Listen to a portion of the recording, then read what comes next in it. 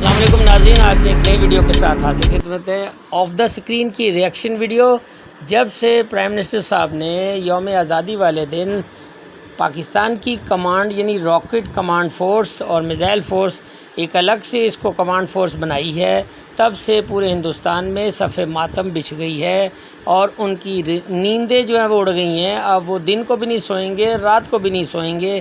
ये ववेला है इंडियन गोदी मीडिया, इंडिया की सबसे अव्वल के भी इस परेशान कुन मसले में मुब्तला है कि ये हो क्या रहा है और होने क्या वाला है। सूरत हाल इस कदर गंभीर है कि उन्होंने एक ऐसा प्रोपेगेंडा शुरू कर दिया है कि शायद पाकिस्तान ने जंग के लिए कोई तैयारी शुरू कर दी है। ऐसा हरगिज़ नहीं है। पाकिस्तान अपने दिफा से गाफिल नहीं, और वो जो तहरीक पाकिस्तान या पाकिस्तान की जो इब्तदाई पाकिस्तान के क़याम की जो वजूहात है उनके ऊपर जो वो नेगेटिव प्रोपेगेंडा कर रही है, तो इसको मेरे ख़्याल से इसको हिस्ट्री से लाइल्मी और उसका फुकदान है। यही वजह है कि पाकिस्तान दो कौमी नज़रिए की बुनियाद पर ही मार्ज़ वजूद में आया है, और हिंदुस्तानियों ने जो उनका शेवा रहा है, उनका वतीरा रहा है, उनका जो पुराना एक अंदाज़ फ़िक्र रहा है, वो यही है कि वो हिंदुत्व अपनी सोच से बाहर नहीं निकलते और वो अखंड भारत की जो उनका राग है वो लापते रहते हैं। और वो जो उनका अखंड भारत का जो अज़ाइम है वो बहुत भयानक और बड़े वसी हैं और वुसअत देने वाले हैं।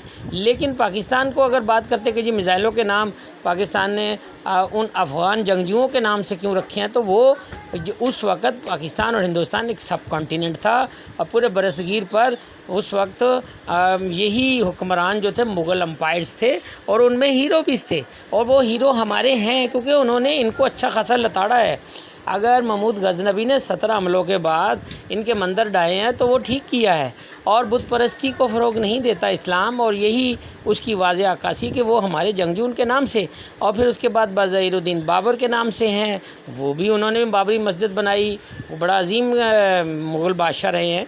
इसके बाद अब्दाली और ये सब बड़े बड़े जितने भी नाम हैं जो मिज़ाइलों के नाम रखे गए हैं, ये भी आम फहम तो ये भी है कि एक दिन जनरल आसिम मुनीर के नाम से भी मिज़ाइल आएगा, और ये भी हिंदुस्तानियों के लिए उनकी रातों की नींद है, बल्कि उनके तवाम और उनके क़याम का जो वक्त है उसको भी उड़ा देगा। और ये सब कुछ उनका जो शाखसाना है, पड़ोसियों को साथ नोक झोंक, पड़ोसियों के साथ हमेशा छेड़छाड़, और हर कुछ जो भी उनके मुल्क में होता है उसका ज़ुम्मा पाकिस्तान पे डाल देते हैं, अंदर के अपने हालात को नहीं देते। तो नाज़रीन आगे आपको वीडियो दिखाते हैं। आज के दिन भारत का विभाजन हुआ, जिसका दर्द लाखों लोगों ने झेला और पाकिस्तान जैसे देश का जन्म हुआ, जो आज तक एक नासूर बना हुआ। भारत के टुकड़े करने के बाद भी जिस मकसद से ये बंटवारा किया गया ना, वो मकसद पूरा क्यों नहीं? अब पाकिस्तान के प्रधानमंत्री शहबाज शरीफ ने भारत के खिलाफ रॉकेट फोर्स बनाने का ऐलान किया। इसके बाद पाकिस्तान के सभी रॉकेट और मिसाइल का नियंत्रण होगा। अब्दाली, गौरी, गज़नबी और बाबर, ये सारे वही मुस्लिम आक्रमणकारी हैं जिन्होंने भारत में हिंदू मंदिरों को तोड़कर उन्हें लुटा और भारत का दमन किया। लेकिन पाकिस्तान इन्हें अपना हीरो मानता है। इनमें क्रूज और बैलिस्टिक मिसाइल है, सबसोनिक मिसाइल है, सुपरसोनिक मिसाइल भी इसमें हो सकती है। तो इसे देखकर आप भी सोचते होंगे कि क्या यही सब करने के लिए पाकिस्तान भारत से अलग होकर एक स्वतंत्र राष्ट्र बना था? आज से 78 साल पहले आज ही के दिन भारत और पाकिस्तान के बीच विभाजन की रेखाएं खींची गई और धर्म के नाम पर भारत के दो टुकड़े कर दिए गए। 14 अगस्त है, आज ही के दिन भारत का विभाजन हुआ, जिसका दर्द लाखों लोगों ने झेला और पाकिस्तान जैसे देश का जन्म हुआ, जो आज तक एक नासूर बना हुआ है। और 78 साल बाद आज भी पास नहीं आ रहा। अब पाकिस्तान के प्रधानमंत्री शहबाज शरीफ ने भारत के खिलाफ रॉकेट फोर्स बनाने का ऐलान किया है। इसके बाद पाकिस्तान के सभी रॉकेट और मिसाइल्स का नियंत्रण होगा, और युद्ध की परिस्थिति में किस मिसाइल और किस रॉकेट से हमला करना है यही फोर्स तय करेगी। इसके बाद आपको ये बताएंगे कि भारत के टुकड़े करने के बाद भी जिस मकसद से ये बंटवारा किया गया ना, वो मकसद पूरा क्यों नहीं? भारत का विभाजन धर्म के आधार पर हुआ, जब कुछ मुसलमानों ने मजहब के आधार पर अपने लिए अलग देश मांगे और पाकिस्तान एक इस्लामिक देश बन गया। लेकिन जिस आधार पर विभाजन हुआ, उस आधार पर ना तो सभी मुसलमान पाकिस्तान गए और ना ही सभी हिंदू भारत लौट आए। इधर के मुसलमानों को तो भारत में सम्मान अधिकार मिला, लेकिन पाकिस्तान और बांग्लादेश के अल्पसंख्यकों पर, हिंदुओं पर आज भी। सुन लिया आपने अंजना ओम कश्यप को। ये है भारत की सबसे जबरदस्त किस्म की एनालिस्ट, जो ये कह रही है कि भारत में अकलियतों को सारे हकूक हासिल हैं, अल्पसंख्यक यानी माइनॉरिटीज।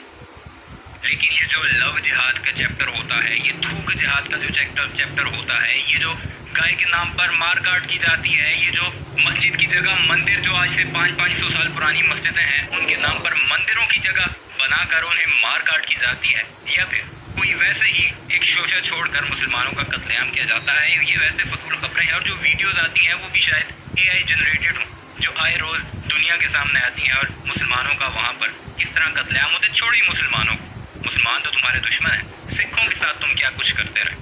80 की दिहाई में तुमने लाखों की तादाद में सिख काटे हैं। उसके अलावा आप वहाँ की क्रिश्चियंस को देखें, उन्हें मजहब की तालीम या मिशनरी कहकर तुम लोग मारते काटते हो। ये मैं नहीं कह रहा, ये सबूत हैं दुनिया। आप गूगल करने आपको हज़ारों की तादाद में वीडियो एविडेंस मिल जाएंगे। इवन के नरेंद्र मोदी ने जब तक वजारत उज़्मा का हलफ नहीं उठाया था उस वक्त तक उसे गुज्जर ऑफ गुजरात कहकर अमेरिका जैसे मुल्क में इस वजह से उसे वीज़े पर पाबंदी थी कि उसने मुसलमानों का कत्लेआम किया। अत्याचार। इसके बाद आपको बताएंगे कि क्या भारत के विभाजन को टाला जा सकता था और क्या गांधी चाहते तो भारत का बंटवारा नहीं होता। भारत के आखिरी वाइसरॉय लुई माउंटबैटन ने एक इंटरव्यू में कहा था कि जिस वक्त बंटवारे की बात हो रही थी उस वक्त जिन्ना को टीबी की बीमारी थी, ट्यूबरकुलोसिस टीबी, लेकिन भारत को इसकी जानकारी नहीं थी। अगर ये पता चल जाता तो भारत का विभाजन रुक सकता था। कायद-ए-आज़म मोहम्मद अली जिन्ना की लीडरशिप का ये फैसला था, यानी उनकी ज़ात का ये फैसला था कि मेरी बीमारी का किसी को पता नहीं चलना चाहिए। सिर्फ भारत का विभाजन रुक सकता था।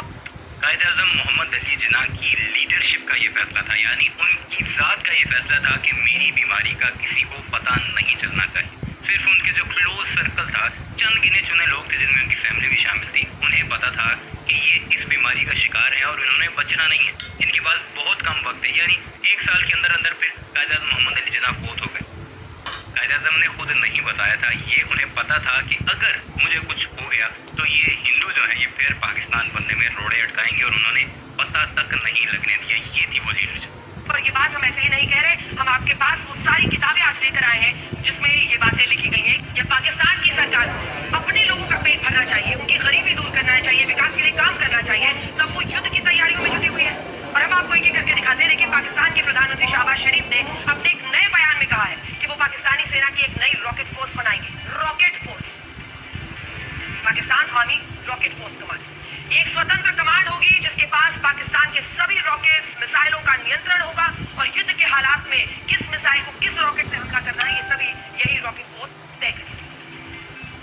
तो देखिए आपने शहबाज शरीफ, एक जंग अनेकों जंग पाकिस्तान हारा है और इस शख्स ने भी अपने देश की जो हालत की हुई है, हार को भी जीत का जश्न मनाने में ये पूरे देश की आंखों में धूल झोंकते हैं। वो तो दुनिया को पता है कौन हारा है कौन जीता है। दुनिया की सैटेलाइट्स जो थी, 4 ममालिक तो ऐसे हैं जिनकी सैटेलाइट्स को एक एक चीज़ की खबर होती है, और यही वजह है कि इस वक्त फॉरेन पॉलिसी में पाकिस्तान तुमसे बहुत आगे है, क्योंकि दुनिया हमेशा बहादुरों के साथ या फिर ताकतवर के साथ होती है। दुनिया को पता है कि इस जंग के बाद ताकतवर कौन बनकर उभरा है। और अब ये नया रॉकेट वाला कोई अपना डिपार्टमेंट बना के, बड़ी स्क्रीन पर जरा मैं आपको तस्वीरें आज दिखाना चाहती हूँ। शहबाज शरीफ को ये समझना पड़ेगा कि परिस्थिति क्या हो गई है। भारत के ऑपरेशन सिंदूर से पाकिस्तान की सेना इतना डर चुकी है कि अब उसे चीन के मॉडल पर काम करना पड़ रहा है। ये तस्वीरें चीन की people's liberation army rocket force की है। अब समझ गए? नकल, यही फितरत है पाकिस्तान की। ये चीन की वही रॉकेट फोर्स है जिसके पास उसके सभी मिसाइलों का कंट्रोल होता है। अगर कोई देश चीन पर हवाई हमला करता है या उस पर कोई रॉकेट दागता है तो यही कंट्रोल कमांड है, एक कंसोलिडेटेड कमांड है। कोई भी मिसाइल भी अगर दागता है तो उस हमले को रोकने का काम चीन की यही रॉकेट फोर्स करती है।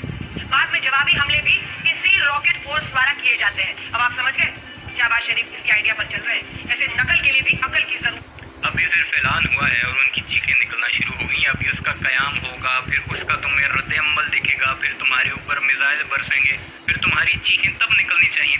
और ये ऐसी कौम है जो कि थप्पड़ पड़ने की आवाज़ आती नहीं, उससे पहले ही इन्होंने रोना शुरू कर देना होता है। और जब भी कोई पाकिस्तान ने कदम उठाया इन्होंने रोना। और ये नकल की बातें कर रहे हैं, तो क्या पाकिस्तान फोर्स नहीं बना सकता? अगर भारत ने एटम बम बनाया, अगर भारत न्यूक्लियर पावर बन गई तो पाकिस्तान उसके जवाब में न्यूक्लियर पावर नहीं बनेगा, क्योंकि तुम लोगों ने ताने मारना है कि ये नकल करते हैं हमारी। इंसान के बच्चे बनो, ये तो तुम्हारी औकात है। जरूरत होती है और बार बार पाकिस्तान ने साबित किया है कि वो नकल में भी फेल रहते हैं। कभी भारत की नकल, कभी भारत की कूटनीतिक कदमों की नकल, अब चीन की रॉकेट फोर्स की नकल। अब आपको ये तस्वीरें भी याद होंगी जब भारत ने ऑपरेशन सिंदूर के तहत पाकिस्तान के कुल 9 आतंकी ठिकानों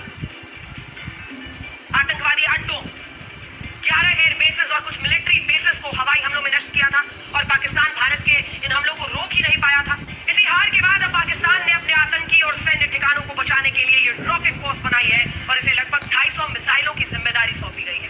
इनमें क्रूज और बैलिस्टिक मिसाइल्स है, सबसोनिक मिसाइल है, सुपरसोनिक मिसाइल भी इसमें हो सकती है। तो आइए आपको दिखाते हैं ऑपरेशन सिंदूर के बाद पाकिस्तान की रॉकेट फोर्स क्या करने वाली है। कितनी मिसाइलें हैं तो कुल 250 है। कौन सी मिसाइलें? क्रूज और ballistic missile, supersonic, hyper supersonic मिसाइलें इसमें शामिल होंगी। इनमें अफगानी मिसाइल की मारक क्षमता 200 किलोमीटर है। गजनवी जो मिसाइल है 300 किलोमीटर, गौरी मिसाइल की 1250 किलोमीटर, बाबर 1 मिसाइल की 450 किलोमीटर, बाबर 2 की 900 किलोमीटर और शाहीन 3 की मारक क्षमता 2750 किलोमीटर है। हमने उनकी सारी मिसाइलों की रेंज आपके सामने रख दी है। देखिए 15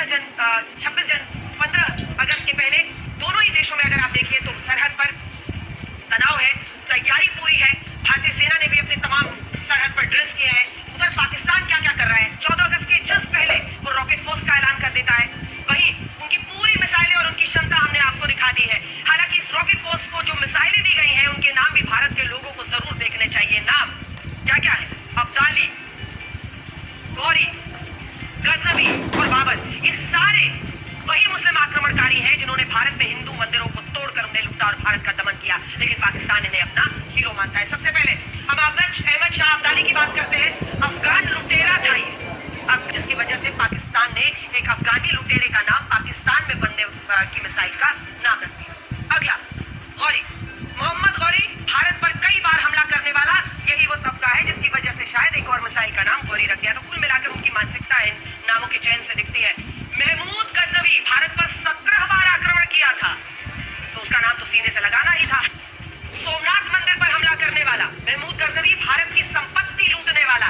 ऐसे लुटेरों जो तुम लोगों की हालात हैं, मुझे तो ये लगता है कि अगले चंद सालों बाद हमारा एक मिसाइल आसिम मुनीर भी आएगा, क्योंकि वो सारी जो तुम्हारी जो हरकतें हैं उनको, तुम्हारी औकात को सबके सामने रखता नजर आ रहा है। चोरों, हमलावरों को जब वो भारत का हिस्सा थे, उसके बाद अलग होने के बाद उन्हीं को अपना हीरो बना बैठा और उन्हीं के नाम पर मिसाइलें रख दी। इसी के साथ जहीरुद्दीन मोहम्मद बाबर, 16वीं सदी में भारत पर आक्रमण, अयोध्या में बाबरी मस्जिद बनवाई थी। इस बात पर सबसे ज्यादा खुश हुए होंगे और शायद इसीलिए उसके नाम पर एक और मिसाइल की नाम देख ली। इसे देखकर आप भी सोचते होंगे कि क्या यही सब करने के लिए पाकिस्तान भारत से अलग होकर एक स्वतंत्र राष्ट्र बना था? आज से 78 साल पहले आज ही के दिन भारत और पाकिस्तान के बीच विभाजन की रेखाएं खींची गई और धर्म के नाम पर भारत के 2 टुकड़े कर दिए गए थे। और ये विभाजन भारत के लोगों से पूछकर नहीं हुआ था। ये बंटवारा मुस्लिम लीग और मोहम्मद अली जिन्ना की जिद और कांग्रेस की सहमति से हुआ।